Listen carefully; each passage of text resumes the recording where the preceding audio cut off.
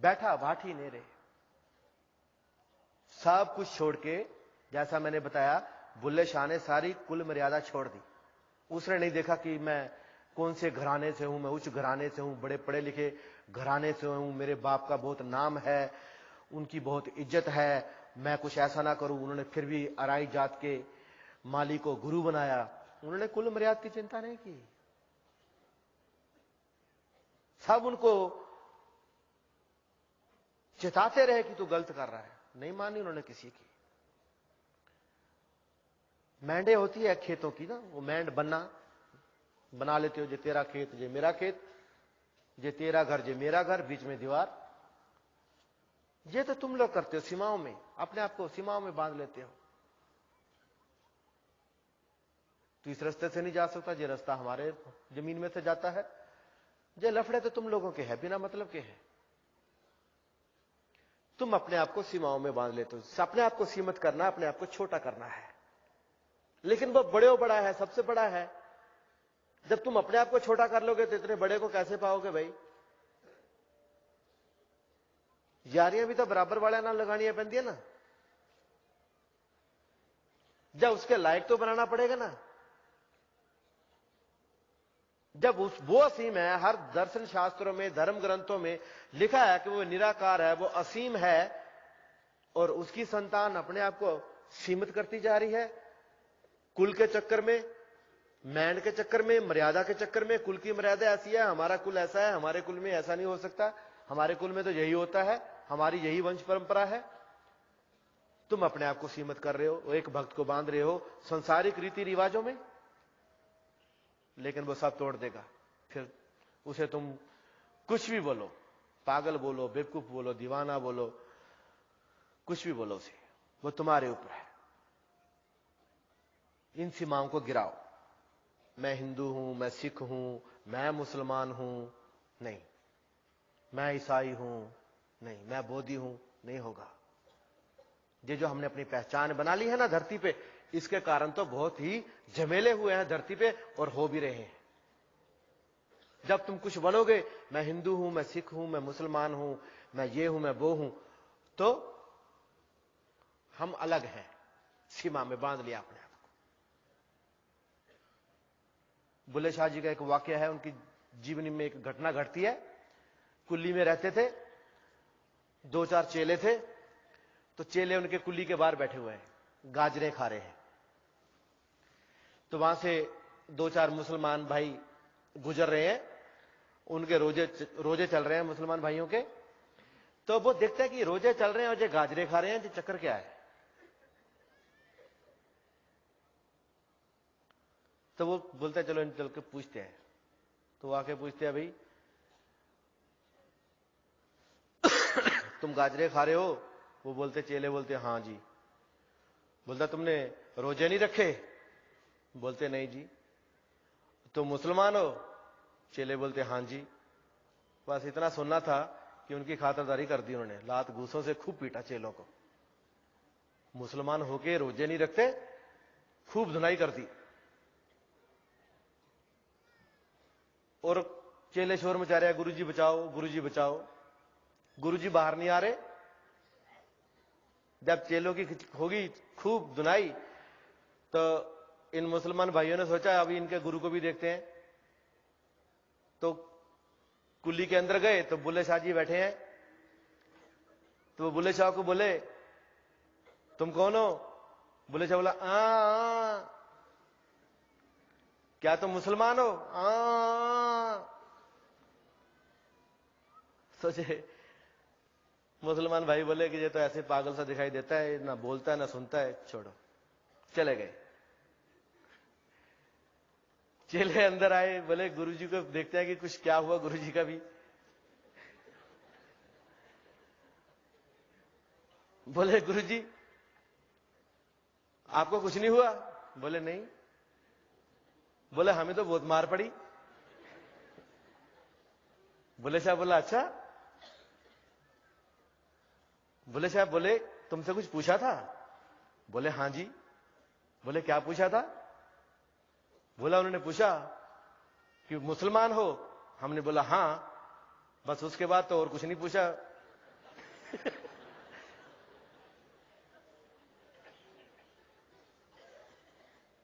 बुल्ले शाह बोले तुम कुछ बने तभी मार खाई, मैं कुछ नहीं बना, मुझे मार नहीं पड़ी। तो तुम बनो, वही हो रही है धरती पे। जो बन गया, जिसने अपनी पहचान बना ली, बस वो उस पहचान का ही लफड़ा है। वो अपनी पहचान को बचाने के लिए संघर्ष है। किसको मार रहा है? मजहों के चक्कर क्या है? किसको मार रहे हो तुम? सभी तो उसी के हैं। एक और तो गुरुओं की शिक्षा की एक नूरते सब जग उपजिया, कौन भले कौन मंदे। तो ना तो हिंदू मंदा हो सकता है, ना मुसलमान मंदा हो सकता है, ना सिख मंदा हो सकता है, ना ईसाई मंदा हो सकता है, ना जैन बौद्धिक, कोई भी बोलो, कोई मंदा नहीं हो सकता।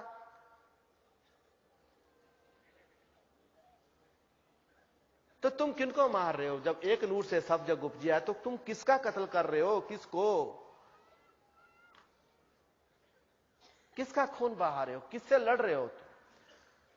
इसका मतलब गुरुओं की वाणी पे अभी ध्यान नहीं गया। गुरुओं की वाणी अभी अंतर में उतरी नहीं। इधर से सुन के इधर से निकली जरूर है। जब कंठस्थ हो गई है, रट ली है, बहुत शुद्ध उच्चारण हो रहे हैं,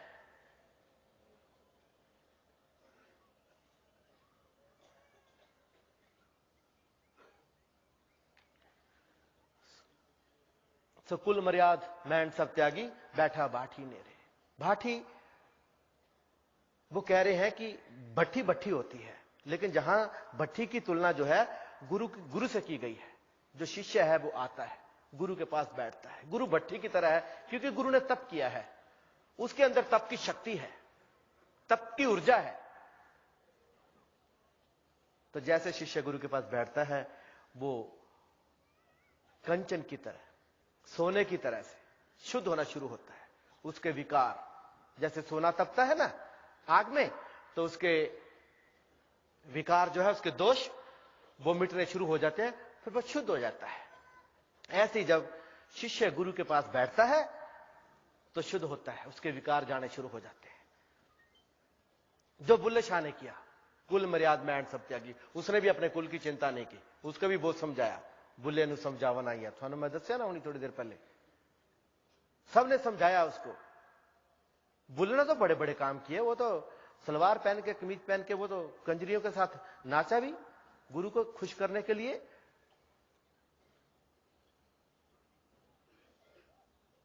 तो बुल्ले शाह जी ने जैसे सब कुल मर्याद, सब सीमाएं तोड़ दी। मैं मुसलमान हूं, उन्होंने अपने आप को नहीं बांधा, नहीं बांधा उन्होंने अपने आप को इसमें।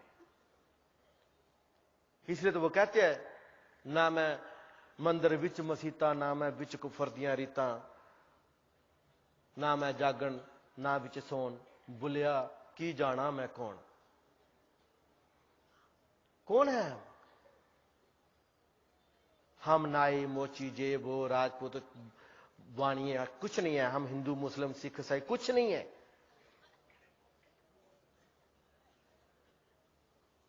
हम सिर्फ उसके बंदे हैं, उसके अंश हैं। तो उन्होंने सारी मर्यादाएं तोड़ दी। उन्होंने नहीं कहा कि मैं मुसलमान हूं।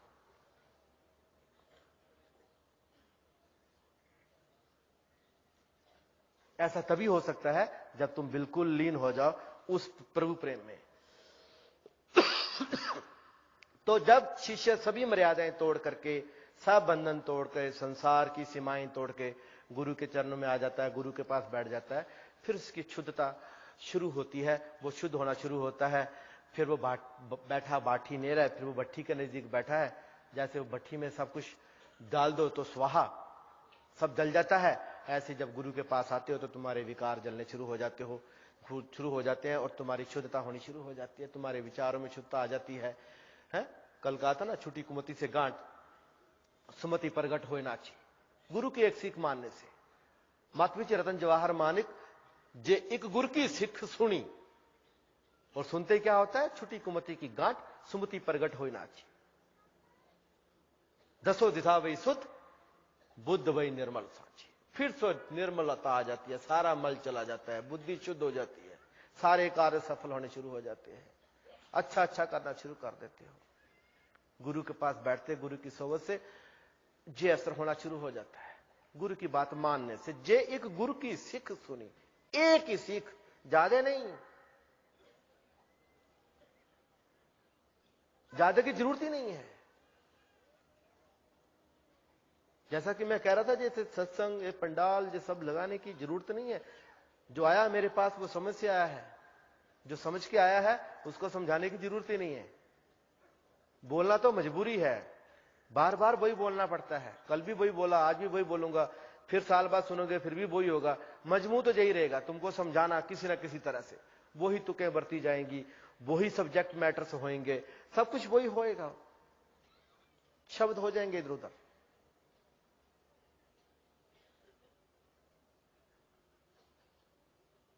तो जो समझदार है उसको समझाने की जरूरत नहीं है, और जो बेवकूफ है उसको भी समझाने की जरूरत नहीं है।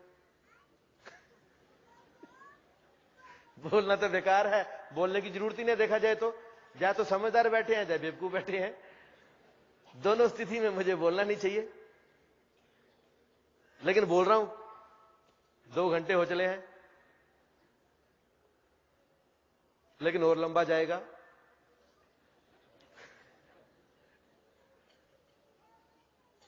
बड़े आगे चलते रहे, ठीक है। कल सुनने में आया कि कुछ लोग बोले जी बहुत लंबा हो जाता है, तो मैंने बोला भैया तुम अपनी बुद्धि से आते हो, तुम्हारी बुद्धि तुमको परेशान करती है, तो मैं क्या करूं।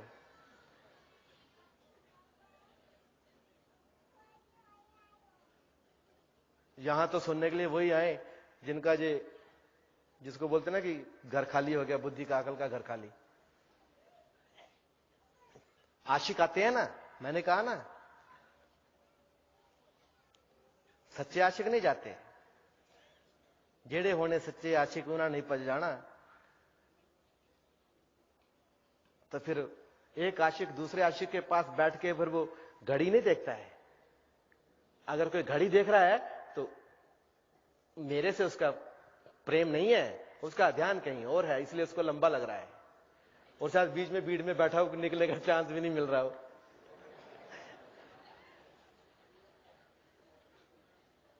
थोड़ा साइड को होके बैठा करो भाई, जिसने जाना है जा सकता है, जहां कोई जबरदस्ती तो है नहीं बेटे।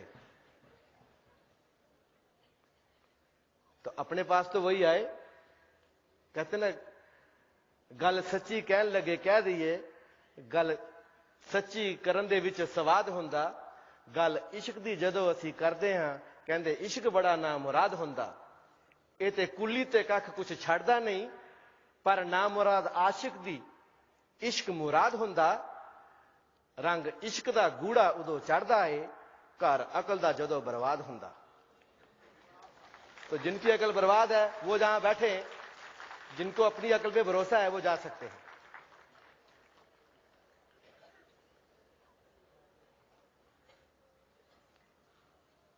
अपनी अकल से तो तुमने सारे बिखेड़े खड़े कर रखे हैं, ये तो तुम भी जानते हो।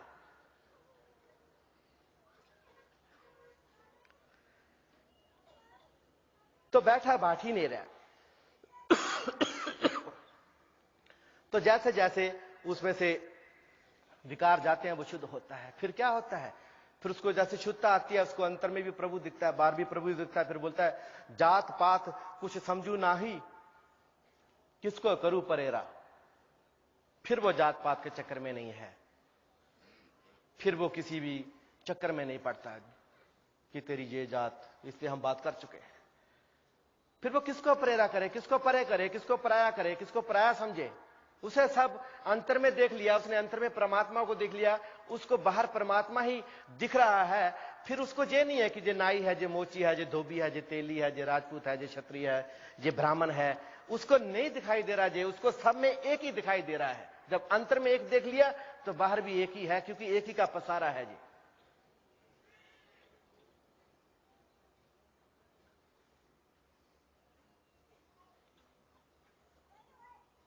फिर जात पात नहीं, फिर वो किसको दूर करे, किससे लड़ाई झगड़ा करे, किसका विरोध करे, किससे नफरत करे, वो ऐसा कुछ नहीं कर सकता।